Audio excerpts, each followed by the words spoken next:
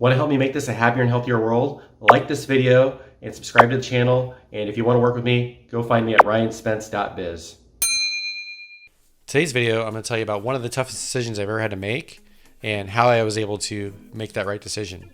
So first off, just so you know, for a little background, I'm supposed to be in LA right now.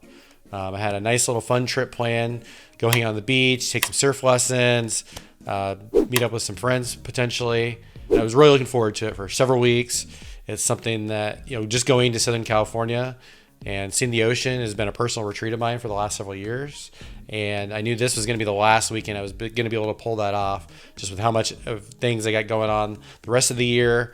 And so even despite everything going on in the world, I'm like, I want to make this happen and, of course, be safe about it. Then fast forward a couple days ago, and I've started to have this little inkling of feeling sick, a little bit of something in my throat, mainly because I thought mainly because I talked so much for work, and then I'd been doing meetings after work as well. So just using my voice a lot and really overdoing it with my day job and then my side hustle, building the coaching business that I'm working on. So my thought was that, okay, well, that's all it is. I'll feel better in another day or two. Well, here comes last night. I'm starting to feel like achy and fatigued. I'm like, oh no, this is not good. This might be more than just, a little bit of a scratchy throat. So then I'm thinking to myself, oh no, I'm supposed to wake up at 6 a.m. to take my 8 a.m. flight.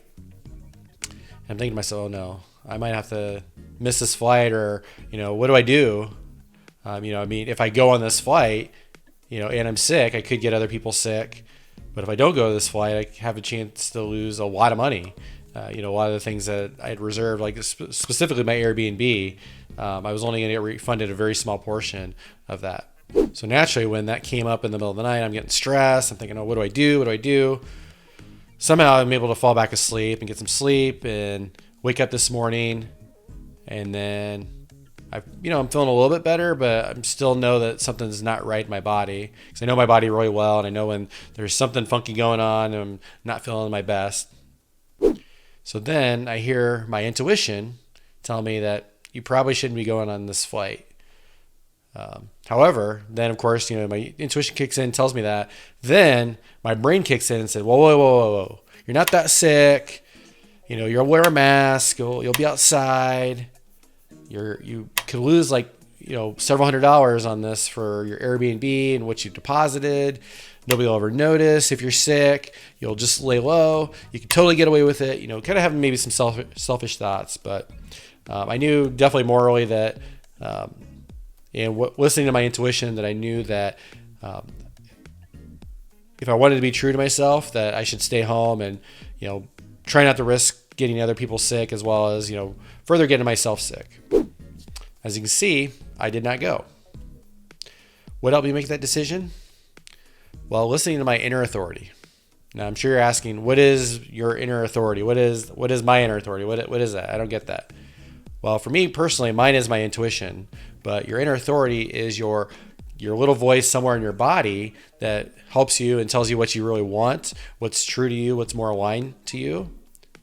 That is any of those voices other than the mind. And so typically for most of us, we have some form of inner authority that tells us something. And sometimes we're like, really? Do I want that? Or that doesn't really make sense, because then we get in our brain and we turn on our analytical mind and we start saying, well, if I do this and this, and we start doing like process flow diagrams and we start overanalyzing things. So this inner authority is something that I've been studying a lot through this thing called human design.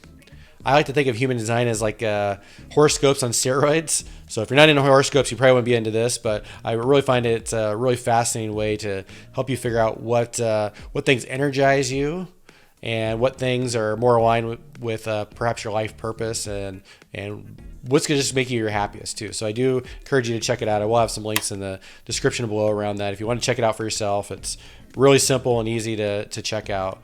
It does take a little bit of research to kind of figure out what some of the things mean, but I'm happy to, if you comment below, I'm happy to answer any questions about that, because I'm super passionate about it and it's super fun to read about and hear, and it's ridiculously dead on.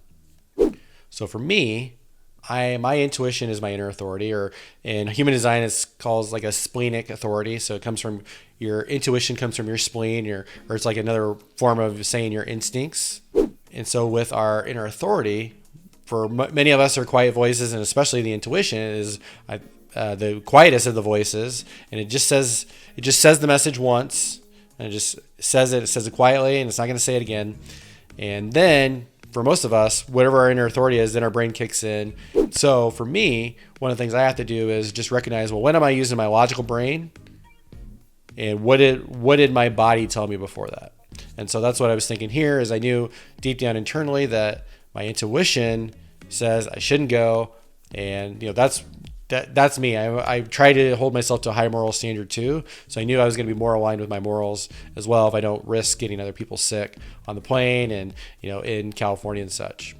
So the purpose of this video is to, one, be a little bit more vulnerable with you guys.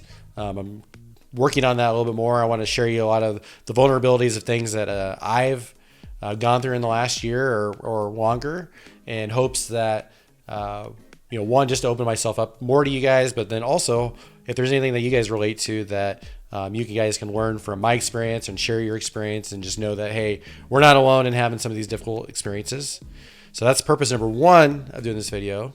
Purpose two is to help you find your inner authority. So again, I definitely recommend you check out the links below on human design inner authority. Very fascinating stuff. It will help you out quite a bit with making tough decisions like this. And it will also help you with recognizing when we go into analytical mode, whereas the analytical mind is good for making some minor decisions, but when we have some really big decisions, like things where things we really, really care about, a lot of times our brain isn't the best place to go to. It's great for storing facts and knowledge, but it's not really great for doing the things that are really deep entrenched in us and things that like really light us up or make us happy. So, I mean, think about any time where you've had a really big decision where you've been conflicted and you say, oh, well, deep down you kind of think, oh, I really want to do this. But then you drown it out with your brain and say, oh, no, I can't do that because this. Or no, there's no way I can do that. That's your brain talking you out of it, because your brain wants to protect you. And thank you, brain, for protecting me. But I need to listen to my soul. I need to listen to my inner authority and make the decision that's right for me and my body. Now, to sum it up, I was a little sad and frustrated this morning after making the decision, and I still worried, well, did I still make the right decision, because I'm going to lose all this money, and do I even have the Rona or anything like that? And if it's just a little cold, I probably wouldn't have gotten anybody sick. So there's still a little bit of second guessing afterwards. But after I took some time and really reflected on my frustration, my sadness, and really just sat with it and said to myself, hey, it's okay to be sad and frustrated. It was a tough decision. But then after that, as the day went on, I mean, even a couple hours later, I felt much more at peace with my decision, because it was aligned with who I was, and I took the time to express and feel my emotions, my negative emotions. Normally a lot of times we don't want to feel the sadness and anger, but because I went with what was aligned to me, later on I realized I'm really proud of myself for making that really tough decision. And cross your fingers, I talked to the Airbnb host, and maybe there's a chance she may refund me even more than the small portion that I'm able to get. So that will help even more with making the decision that I did. But regardless, I know I made a decision that was aligned with me, and that's all I can do. And I learned a lot from this experience. So that's what I really wanted to share with you guys today.